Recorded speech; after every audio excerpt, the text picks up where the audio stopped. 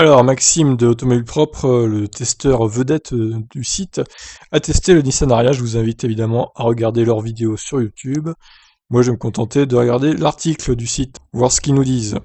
Bon alors, premièrement, ce Nissan Ariya, moi j'ai un peu de mal. Je le trouve pas très beau, assez grossier, et ses performances me font pas rêver personnellement. Alors, longueur 4,60 m quasiment, largeur 1,85 m, hauteur 1,66 m, donc il sera placé entre les 4,37 m du Kia Niro et les 4,77 m du modèle Y. Un gabarit très proche de la ID4 et du Skoda Enyaq. Fluide et novateur, son style se caractérise par des portes à faux courts, des optiques à LED avant très effilées et une grande calandre pleine devenue monnaie courante sur les véhicules électriques.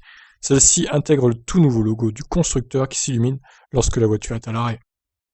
Alors, empattement de 2,78 m, 468 litres de volume utile en 2 roues motrices. Le coffre perd 53 litres pour les versions à transmission intégrale en raison de l'intégration du second moteur électrique sur le train arrière. Ah ouais, alors ça c'est oui, c'est pas terrible du coup là, hein.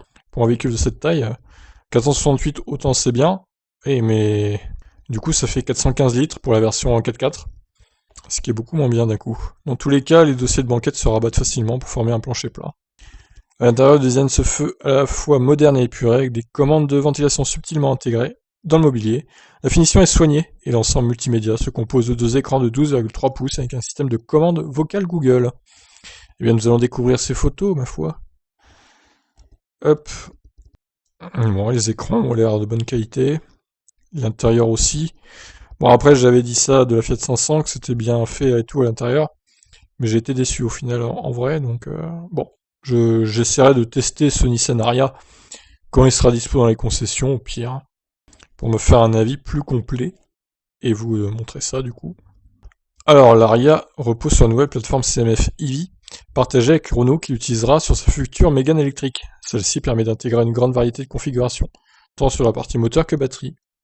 Alors, sur l'entrée de gamme de roues motrices propulsion, Nissan Ariya cumule 218 chevaux. Il intègre une batterie de 63 kWh de capacité utile, autorisant une autonomie de 360 seulement. C'est pas beaucoup, hein. Avec quasiment la batterie d'un Kona ou d'un Niro, justement.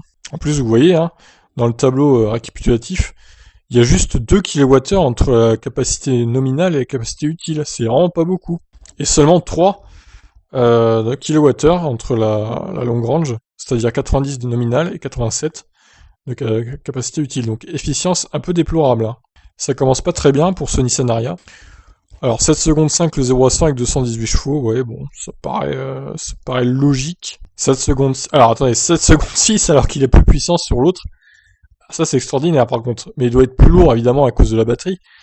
Mais quand même il fait 24 chevaux de plus et il fait un dixième de moins, bon. Enfin de plus du coup sur l'accélération. Donc étonnant.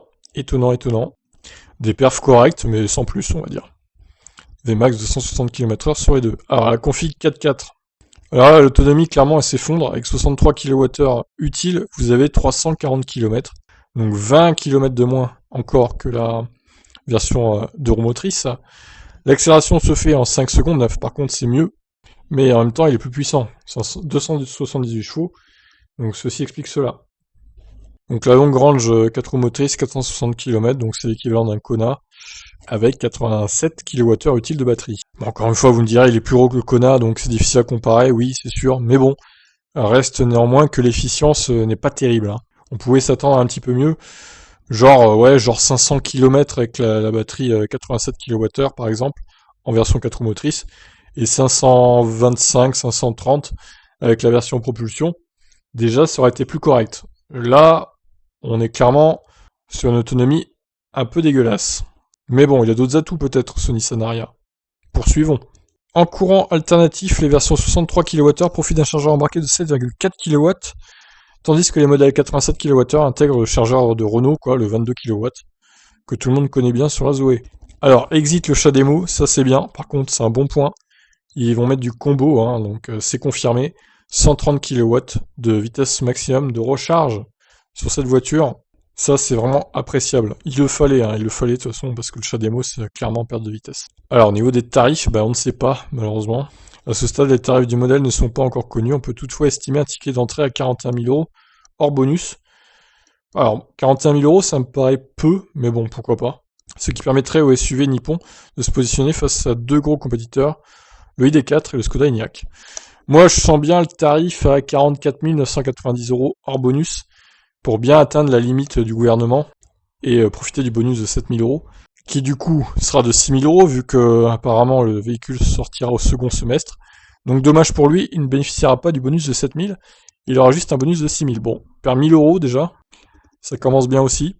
Voilà ce qu'on pouvait dire de ce Nissan Ariya, sur le papier du moins. Moi je suis un peu mitigé pour l'instant sur ce véhicule. J'attends de voir les tests réels d'efficience, etc. Mais je dirais, mon ressenti perso pour l'instant, c'est un gros bof. J'espère que la Renault Mégane électrique sera plus convaincante que ça, par exemple, qu'il aura une meilleure efficience. Voilà tout, je vous laisse donc réagir. Ciao ciao.